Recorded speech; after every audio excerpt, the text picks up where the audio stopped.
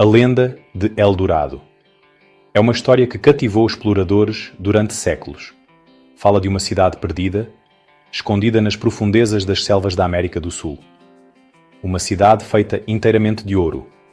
Dizem que os edifícios, as ruas e até as ferramentas eram feitas deste metal precioso. Imaginem só.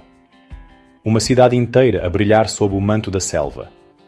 Não se tratava apenas de riquezas. Tratava-se da descoberta derradeira.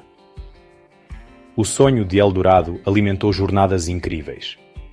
Empurrou homens aos seus limites absolutos, enviando-os para um dos ambientes mais hostis da Terra.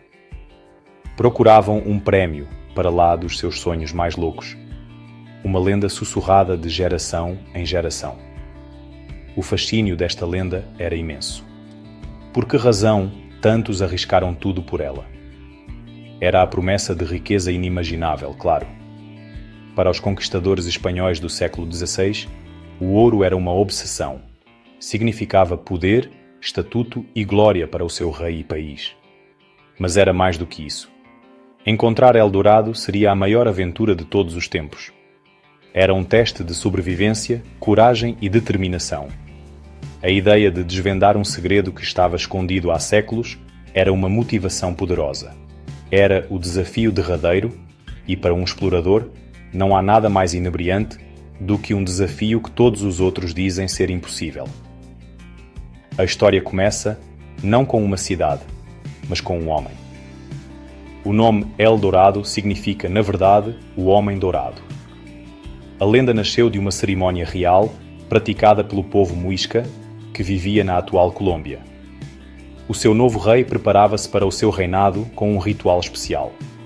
Cobria o corpo com argila pegajosa e depois polvilhava-se com pó de ouro puro. Tornava-se uma estátua viva de ouro.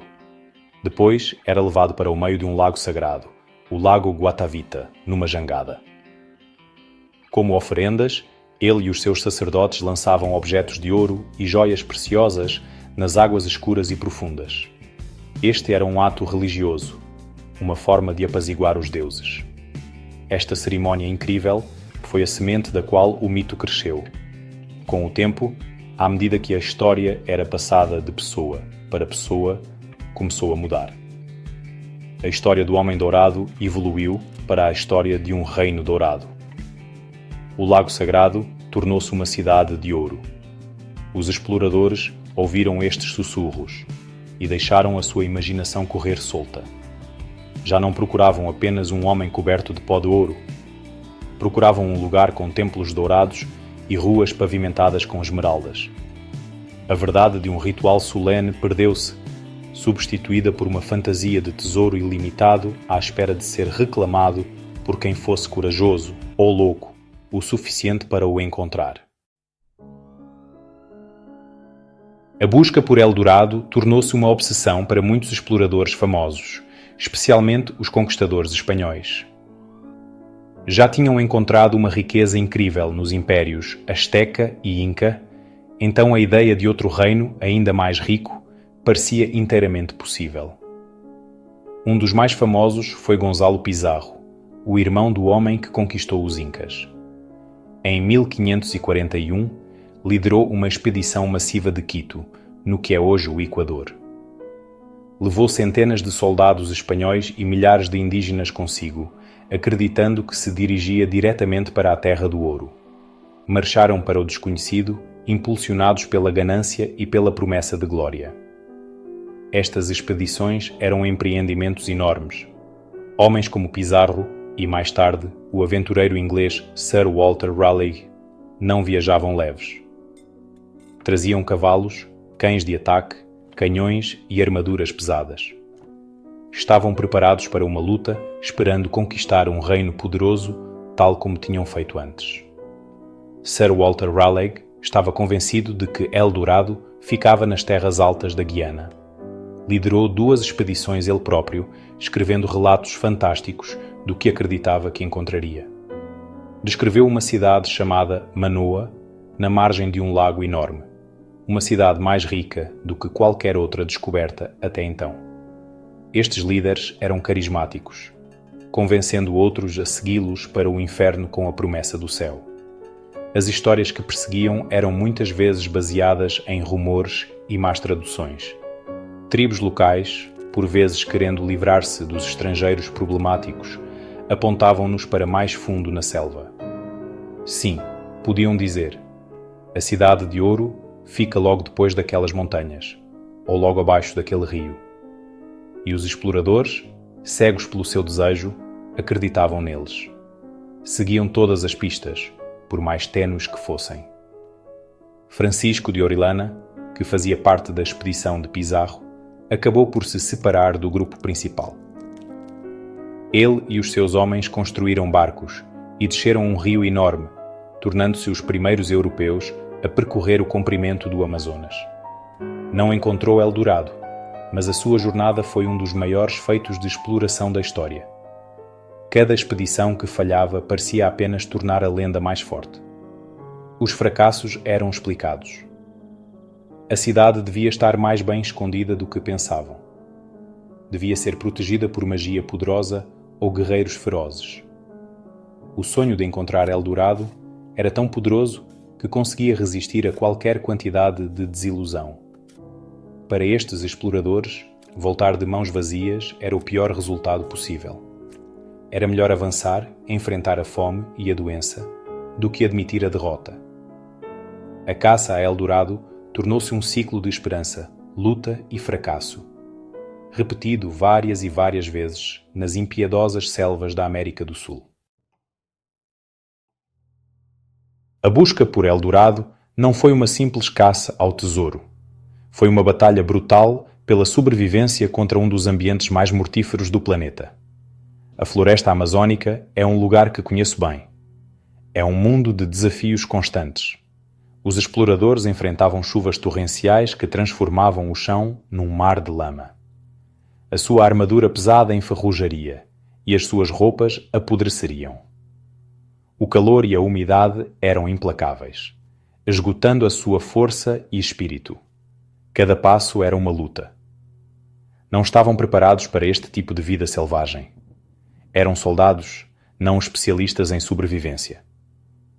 A selva estava cheia de perigos ocultos. Cobras venenosas, como a jararaca, podiam estar escondidas debaixo de qualquer folha.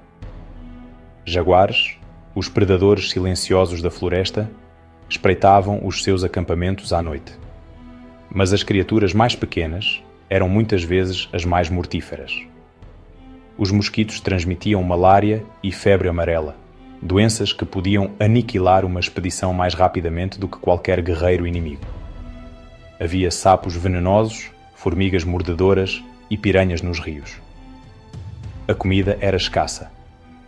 Os exploradores muitas vezes tinham de comer os seus próprios cavalos e cães e eventualmente recorriam a ferver os seus cintos de couro só para ter algo no estômago.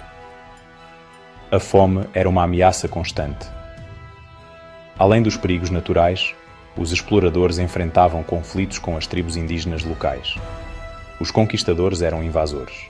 Vinham com espadas e armas, procurando conquistar e escravizar. Não é de estranhar que muitas tribos lutassem ferozmente.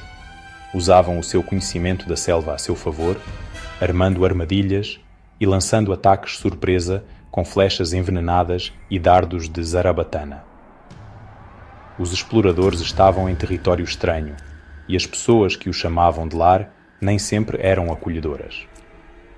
Estes conflitos levaram a uma incrível perda de vidas de ambos os lados, tudo alimentado pela obsessão europeia pelo ouro.